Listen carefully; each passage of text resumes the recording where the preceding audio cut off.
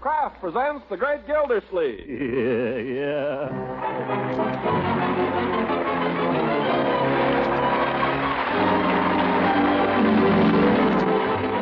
Kraft Cheese Company, makers of parquet margarine and a complete line of famous quality food products, presents Harold Perry as The Great Gildersleeve. Kraft brings you The Great Gildersleeve every week at this time, written by John Wheaton and Sam Moore, music by Claude Sweeten.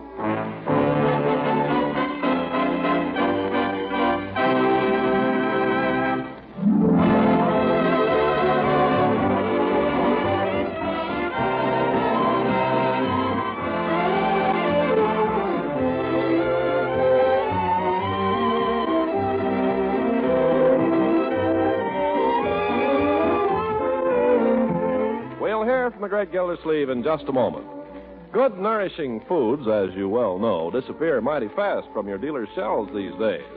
And that explains why sometimes he may temporarily be out of delicious parquet margarine that's made by Kraft.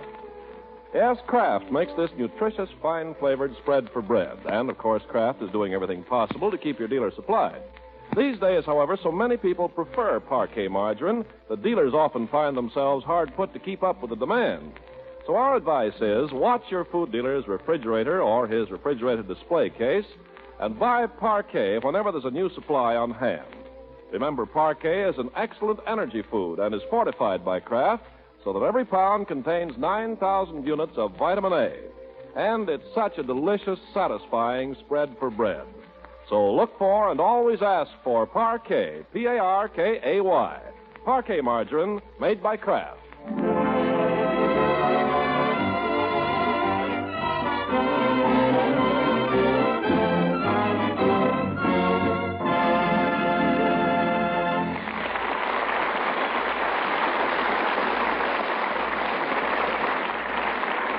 Now, what of the Great Gildersleeve?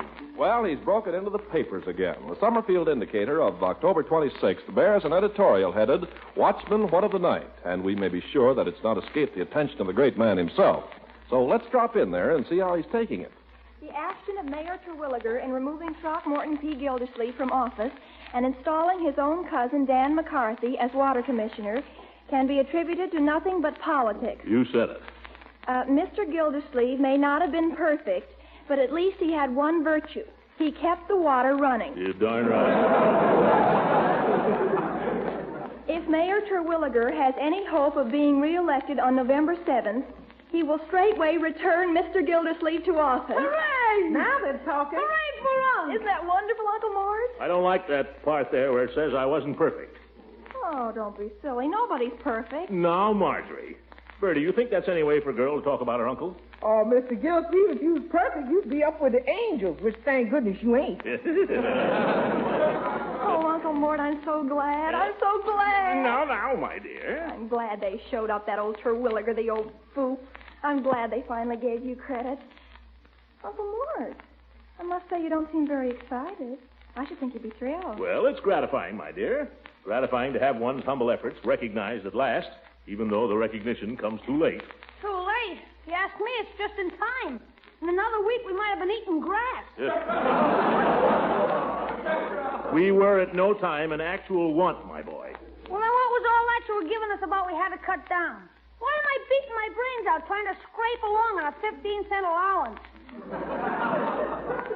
15 cents? That ain't a living wage. That's not a living wage. You're darn right it's not. I was merely taking precautions, Leroy, during the period of my temporary unemployment to guard against a rainy day. Boy, I thought it was here. Well, it's gone now.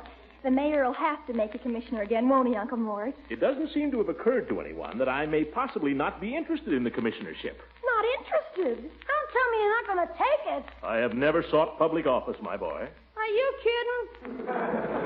At any rate, I do not seek it at this time. Oh, Uncle Mort, you ought to take it. Sure you should. Amen. What makes you say that, Bertie? I got the milk bill this morning. Oh. You think I should take it, do you? You think that being water commissioner is the best your old uncle is capable of, do you? You could do worse, Uncle Mort. You're doing worse right now. As you grow older, my boy, you will learn that it's best not to leap to conclusions until you have all the facts in your possession. What do you mean? In exactly 1 hour and 15 minutes, your uncle has an appointment to confer with some of the biggest executives in the country. Yikes! What do they want to confer with you for? Is that so strange, my boy? Oh, no, but... I wondered why you had your best tie on. How do I look, my dear? Like an executive? Like $1 million. But, what are you going to see, Uncle Moore? Well, I wouldn't want this to get beyond these walls, my dear. But I saw Nelson Humpstone yesterday out at the factory. He's back from Detroit? And not only that, he's brought with him some of the big shots from International Bolt and Screw. Oh,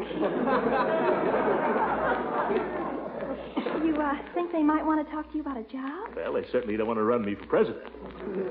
My hat, my dear. Leroy, my walking stick. Your walking stick? You heard me. Well, you haven't used that in years, huh? The occasion for it has not arisen. I don't see what you want to use it now for. Because, my boy, I'm meeting these men for the first time. And first impressions are very important. Well, that's just what I mean. Leroy, get the walking stick.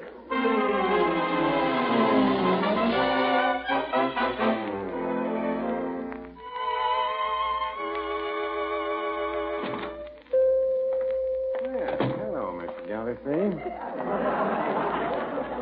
Hello, Peavy. Have you got a decent cigar in this so-called drugstore?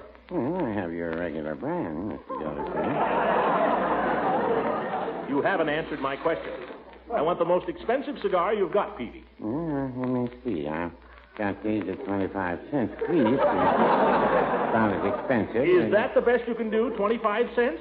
Well, it could raise the price a little. Anything to accommodate a customer. It's not just the price, Peavy. I want a cigar that's not just a cigar. One that'll make an impression, if you know what I mean. You're not thinking of an exploding cigar, are you? No. And I'm a bit of a hurry, too, Peavy. Well, here's a cigar that has a certain distinction. Well, let's see it. The Salome Perfecto. You see, it has a picture of the dancing girl on the band there. Has a certain appeal to some people. No salamis, Peavy. Look, what I want is a cigar that I can offer to a big, important executive without being ashamed of it. Oh, well, you want the Garcia Profundo. Oh, do I? Yes. You see, it says right here on the box, the cigar of distinction for distinguished men. That's for me. I'll take 4. Well, you must be expecting to meet a lot of distinguished men today. I am, Peavy, I am. Anybody I know? I'm not saying. Well, I really ask. I'll give you a little hint, though, Peavy. A certain manager of a certain manufacturing concern here in this town has just returned from Detroit with certain executives to discuss filling a certain job. They have their eye on a certain man. You get it? Yours truly. Oh. Sorry, I can't tell you any more, Peavy. But I wouldn't want this to get around. You know what the competition for these big jobs is like. Dog eat dog. Dog eat Humpstone. What? How did you find out about Humpstone? You almost broke up my phone booth last week trying to get in touch with him, if you remember. Oh, yes, that. Well, I'm due over at the plant there in half an hour to meet some of the big shots. Confidentially, Humpstone tells me I've got the inside track. That so? The inside track must be a little crowded.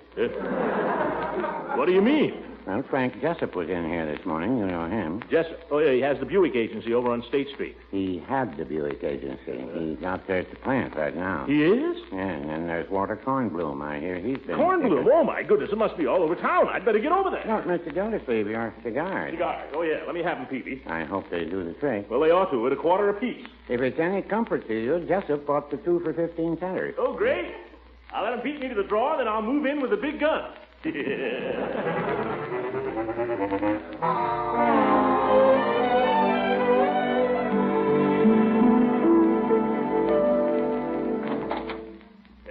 Mr. Humpstone, it's me. Come in. Oh, thanks. Well, here I am. You're early, Gildersleeve. Better early than late, I always say. Yes, sir. Punctuality, very important in business. Just put your hat on the file there. It won't be in the way. No, not at all. Have a chair. Thanks. Well, Mr. Gildersleeve? Well, Mr. Humpstone? Today should tell the story, I guess. Yeah, I guess so.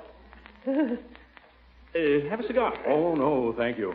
As a matter of fact, just a tip. We discourage smoking here at the plant. Oh? Yes, you see, J.G. doesn't smoke himself, and he doesn't like to see any of the men smoke either. J.G. Our executive vice president. You'll meet him in just a few minutes. Oh, yes. Well, I never smoke on the job myself.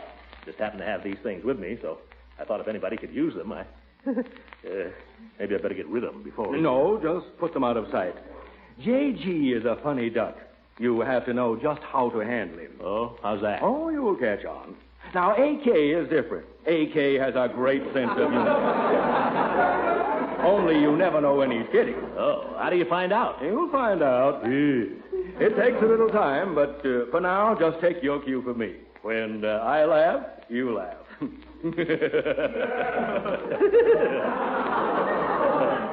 Now, there's nothing to be nervous about. Oh, I'm not nervous. Not me. I understand, though, that you've been interviewing a number of men for this position. Well, naturally, we want to cover all the possibilities, but don't worry, you're still in the lead. Well, that's fine. Yes, you see, this position calls for some knowledge of hydraulics. Hydraulics? Yes.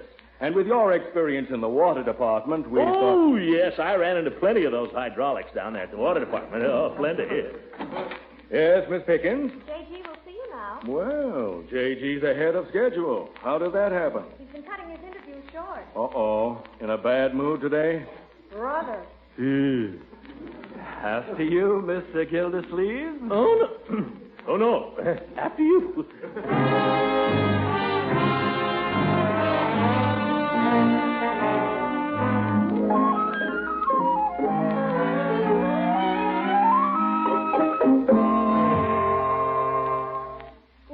Uncle Mort? Do you think he was impressed or not? I tell you, Marjorie, I have no idea. The man just sat there like a bump on a log.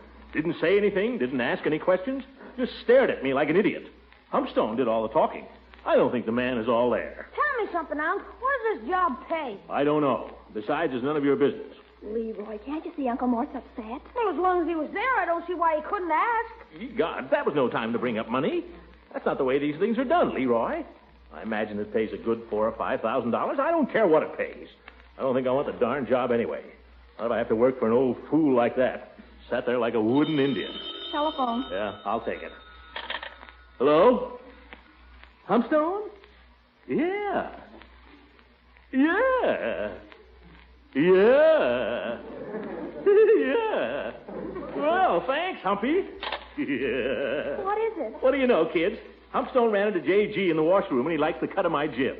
Yeah, that's what he said. He likes the cut of my jib. You mean he likes you? Likes me. I'm in, kids. I'm practically in. Hurry up, he's in the chip. Oh, wonderful. By George, that J.G. is a smart hombre. He doesn't say much, but you know, all the time he sat there looking at me, I had the feeling he could see right through me.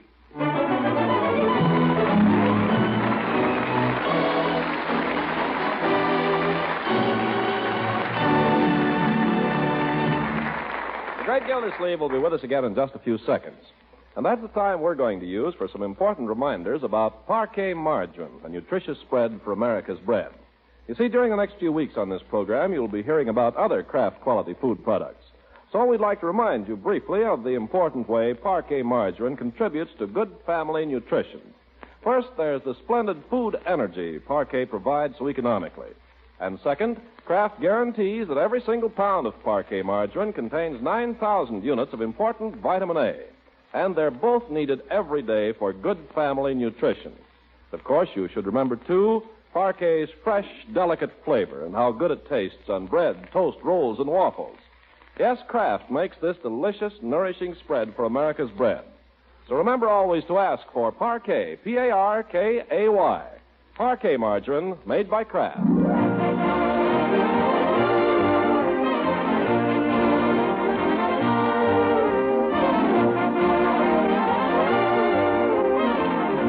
Now let's get back to the Great Gildersleeve. Full of executive fire, he spent the afternoon in his study, straightening out his papers, throwing away unpaid bills, and spinning around in his desk chair.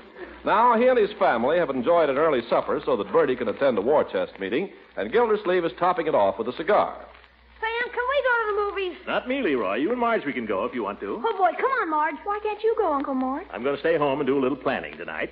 Think up some new ideas for the factory. Come on to the movies, Unc. Suppose you think of something and then you don't get the job. All that thinking would be wasted. No thinking is ever wasted, my boy. Are you kidding? Yesterday I learned my geography code and the teacher didn't even call on me. Had my hand up the whole time. Well, maybe she smelled a rat, Leroy. Learn your lesson again tomorrow and keep your hands in your pockets. Say, you might have something there. Always worked for me. And don't worry about me getting this job. The only question is, when do I start work? Uh-oh. See who it is, Leroy. Okay. That darn kid, Marjorie, isn't so different from the kid I was, you know it? Really, Uncle Mort? Oh, I just can't believe you were ever as terrible as Leroy. Oh, yes, I was. Well, the majesty of the law. Good evening, Throckmorton. Marjorie. Hello, Judge. Have a chair, Judge. Thank you. I am the bearer of an important message for you, Gildy. Yeah? By the way, I'm not holding up your supper, am I? No, Judge, we've already had it. Oh. Those are the brakes, kid. That will do, Leroy. What's the important message, Horace? It's from Mayor Terwilliger. He wants you to accept the water commissioner's portfolio again. Horace, you can tell the mayor to take the portfolio and blow soap bubbles through it. But, Gildy, this is the job you wanted. Best job you ever had. Got a better one now, Judge. You're looking at the man who's going to be Nelson Humpstone's new assistant at International Bolt and Screw. Or possibly his associate. Well, when did this happen? I went out and saw him this morning. Nothing to it. Is it really sewed up, Gildy? It's in the bag, Horace. Just a few details to be settled. Yeah, it's all settled except the money. Leroy, there's at least $4,000 or $5,000 a year in it, Judge. But have you really got it? How'd they ever come to pick you? Well, who else in this town knows anything about hydraulics? What do you know about hydraulics? Well, I bet I could learn all about it in 10 minutes. By George, I think I'll go down to the public library right now. They must have a book. Dozens of them. I'm going to do it. I'll glance through a few of these books. When I see those fellows tomorrow, I'll know more about hydraulics than old John W. Hydraulics himself.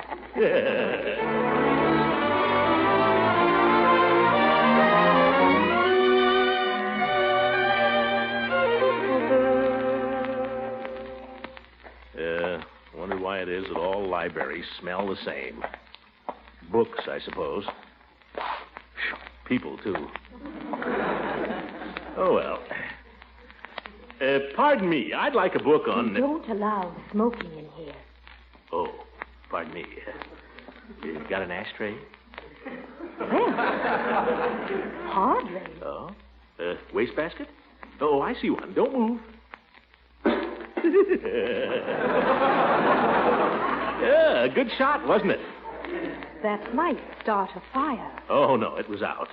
Have you got a book on hydraulics? Oh, yes. Elementary or advanced? Well, I'm not sure. Just what are hydraulics? Hydraulics is the science of water pressure and so on. What? Well, then I know all about it. Water. Well, yeah. Certainly. Give me the advanced book, please, miss. Mrs. Oh, pardon me. I'll get it for you. Mrs.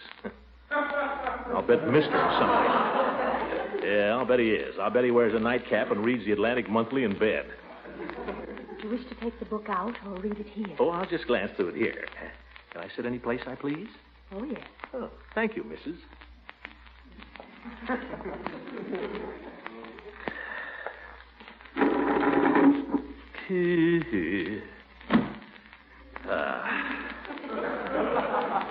The laws of hydromechanics. Oh, that sounds good. Would you mind keeping your feet on your own side of the table? Oh, sorry. The general properties of fluids are as follows. Would you mind reading to yourself?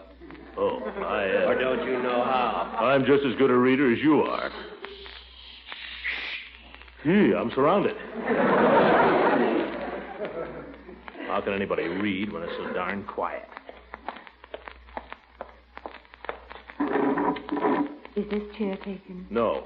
Oh, Eve Goodwin. Throckmorton, I didn't see you.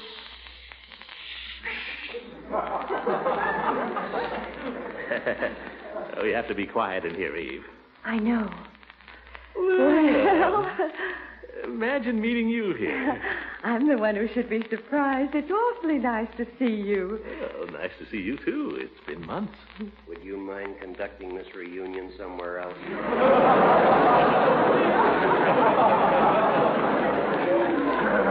How would you like a punch in the nose, mister?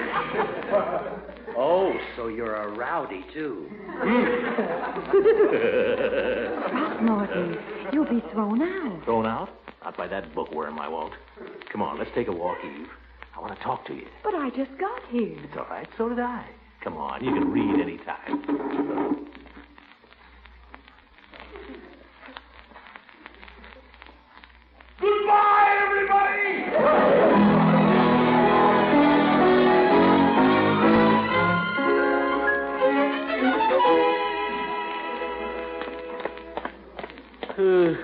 By George. Good to get out of there. Stuffy. Yes, it is. How on earth did you happen to be here? Well, I was going to do a little scientific reading, Eve. Hydraulics. But I found I knew all about it. You haven't changed, have you, Throckmorton? Oh, lost a little weight. How's your mother? Well, she's all right. She's not living with me anymore, you know. Oh, you don't say. No, she went to live with my sister in Scranton, Pennsylvania. Oh, I love Pennsylvania. Yeah, you must miss her a great deal. Fine woman. Well, I did miss her at first. I've been quite lonesome, Throckmorton. I've been lonesome too, Eve. Oh, a man never needs to be lonesome. But a girl has to spend her evenings in the library. Well, we ought to see more of each other, Eve. We used to have a lot of fun. Yes, we did. I don't see why we couldn't have that same kind of fun all over again. We're not engaged now, Throckmorton. Well, we had plenty of fun before we were engaged, Eve. Now, Throckmorton, we haven't seen each other in quite a while. Oh, take it a little easy, huh? Take it very easy. I saw the editorial in the paper this morning. I was so proud of you. Oh, that. Yeah, Terwilliger wants me back. Sent Judge Hooker crawling over to see me, begging me to come back. That's very flattering. How did you happen to leave the water department? Terwilliger I resigned. We had a difference of opinion on policy. It was him or me, so I quit. I, Throckmorton. It was him or I, so I... He. Certainly seems like the old days, Eve. I can't help correcting you, Throckmorton. I'm always so surprised when you make a mistake. Are you going back as water commissioner? Nope. Got something much better, Eve. Private industry. Oh, really? What is it? Fellow named Nelson Humpstone runs the war plant here. Yeah, it's a subsidiary of International Bolt and Screw. Humpy wants me as his assistant. Or possibly his associate. Sounds interesting. How did you meet this Mr. Humpstone? Through Leela Ransom. She knows him pretty well. Oh. Nothing between them or anything like that, of course. I mean, Leela arranged this meeting as a favor to me. I see. Yeah. Leela'd do just about anything for me. I'm sure she would. Throckmorton, are you sure you're being wise to go back to private business? Well, why, certainly. It's a good job, Eve. Fine opportunity. Why not? Well, I thought when I read that editorial this morning, I thought how much you have to give the people of our city. All I ever give them is water, Eve. What are you getting at? Oh, you came awfully close to being nominated for mayor last June. I don't want to run for mayor again. Well, something bigger then. You have great capacity for leadership, Throckmorton. Oh, you think so? I've always thought so. Well, maybe I could become a big man in business, Eve. I imagine this job with Humpstone would pay $4,000 or $5,000 a year. Is that so much more than the water department pays? Well, no, but the future... Well, money isn't everything. You could be a great public figure. Your name could be known to thousands of people, maybe millions. Millions? Well, I kind of like that. On the other hand, that's kind of a gamble. Well, of course, if you never want to take a chance. Well, Hey, we're here already. Yes. Good night, Throckmorton. Oh, Eve, I've hardly seen you. Aren't you going to ask me in? I don't believe so. You've apparently lost something that was quite important to me, Throckmorton. Lost something? What have I lost? Your youth.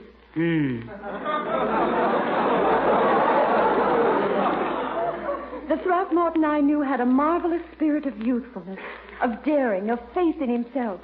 He had courage and vigor. He wasn't afraid to take a chance. Well, I'm not afraid to take a chance, Eve. I've still got all those things. How can I tell? You'll see. I'll show you. Eve, let me come in for just a few minutes. Well, Throckmorton, Just a little tete-a-tete for old time's sake. All right. For old time's sake.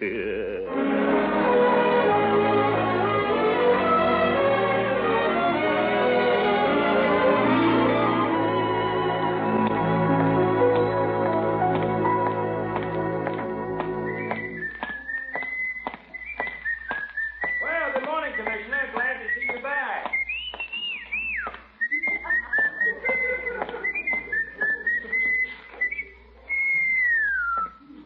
Daniel McCarthy, Water Commissioner. We'll soon change that. Mr. Gildersleeve! Well, if it isn't Bessie. Oh, Mr. Gildersleeve, I'm so glad you're back. Oh, I could kiss you. Not this morning, Bessie. Is McWhat's name here? Mr. McCarthy? Yes, he's in your office. He's got the desk all cleaned out. He's ready to go. Shall I announce you? No, let him enjoy himself a little longer.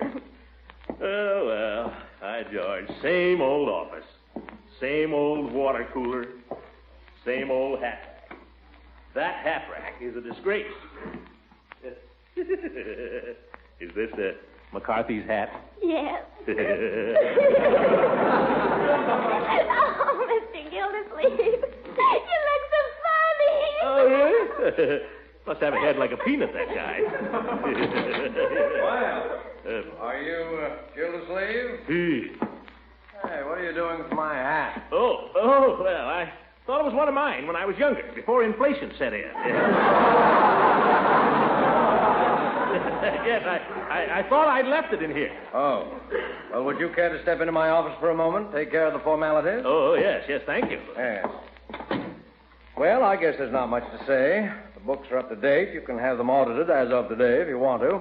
Now, here's the combination to the safe. Oh, thank you. Key to the office, key to the desk, key to the, down the hall. Thank you, McCarthy. You're welcome. I guess that's everything. Yeah, I guess so. What are all those papers on the desk? Complaints. Complaints? Complaints.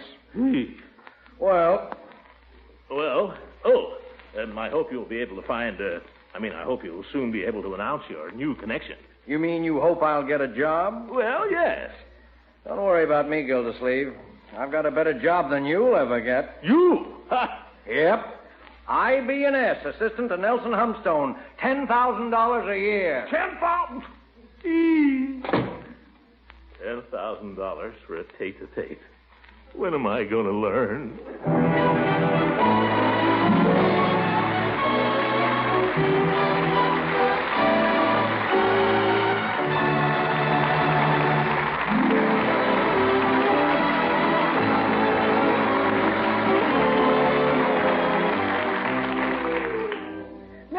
What time you want breakfast in the morning? 7 o'clock, Bertie. 7 o'clock? 7 sharp. Starting work again tomorrow. Got to be up with the birds. Down there early, on my toes. In there punching right from the start. Yes, sir. Make it 7:30. Do I hear 8? 8 it is, Bertie. Good night, Bertie. Good night, everybody.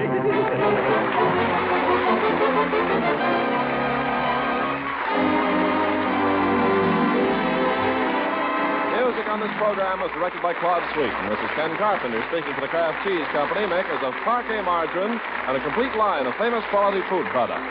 Kraft invites you to listen in again next week for the further adventures of the Great Gildersleeve.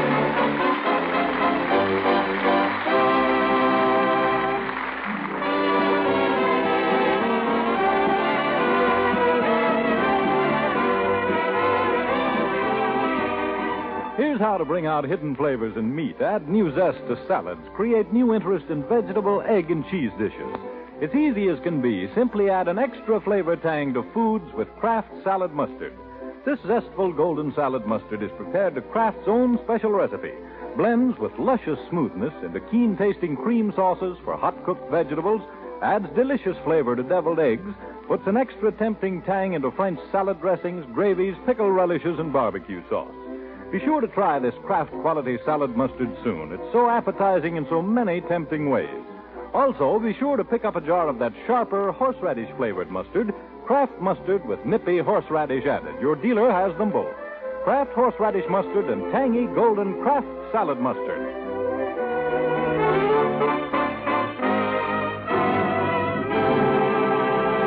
This is the National Broadcasting Company.